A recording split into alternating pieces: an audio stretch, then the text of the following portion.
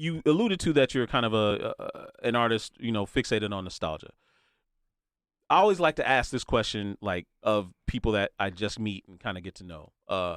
What era did you formally grow up in? Like, 80s kid, 87. Oh, my man. Yeah. Okay. All right, my man. 80s kid. All right. I'm probably a little bit older than you, but the 80s, you'll probably, we always say the 80s is the greatest generation of pop. Is the greatest decade of pop culture. Technically, you're an 80s kid, even though you weren't. I was born in the 70s, but you weren't. But you didn't come to fruition until the 80s. That's right. I grew up in the 80s, so I always claim the 80s is my decade. Yeah, it is without question the greatest decade of pop culture. Period. Exactly. Period. So it's a little bit of a combination of the 80s and the 90s. No, it's still the 80s because there's the 80s were great. I'm not taking anything away, but everything that the 80s gave us, the 90s blew it up. Absolutely. Yeah. That's what I'm saying. They did. That's debatable, but okay. All right, that's debatable. I mean, look at it like this. You had Terminator. Terminator 2 came out in 92. Okay. Yep. Movie. Back to the Future. So, yeah. But the 80s had a lot of great stuff in that. So from Tron to The Running Man to Tango and Cash to the whole Rocky series. My man is running them down. Yeah. Yes. He's running them down. The 80s was great too. Yeah.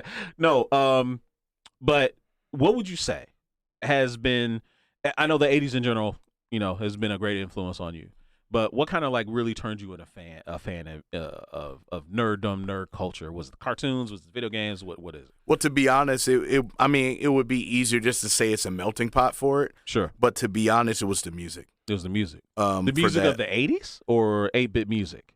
No, you mean as in games or it just No, just in general. Well, I love the 80s scores and stuff, like the whole synth and the heavy emotion that they put in records, like from Terminator to RoboCop to the Karate Kid to all those. I mean, like from the A-Team to I really enjoy that kind of nostalgia in music, and then it just kind of merged right into the 90s. The 90s, with us as kids, it was like, if that intro wasn't it, we weren't watching it. Right. You know what I mean? You're 100%. You're right. Because like Knight Rider will hook you. Yep.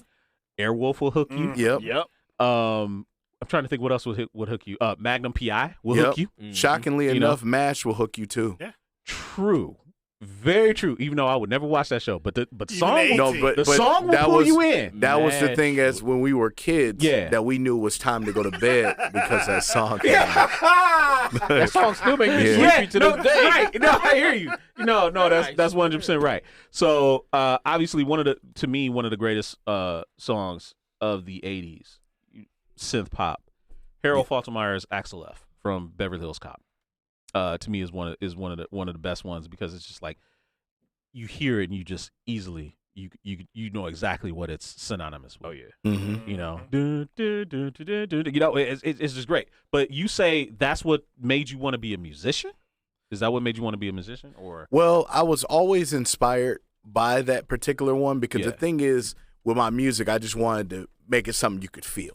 You feel what I mean? Right. And a lot of those trigger, especially when I do scores and things like that for, like for different fandoms and stuff like that, I always want to capture the feel of what I'm watching. Right. You know what I mean? Like, I like the kind of music that can be able to trigger emotion and be able to, make somebody feel something. Like if it's a sad song, I would like somebody to feel sad. If I'm making something hyper or anything like that, I want people to be excited about it.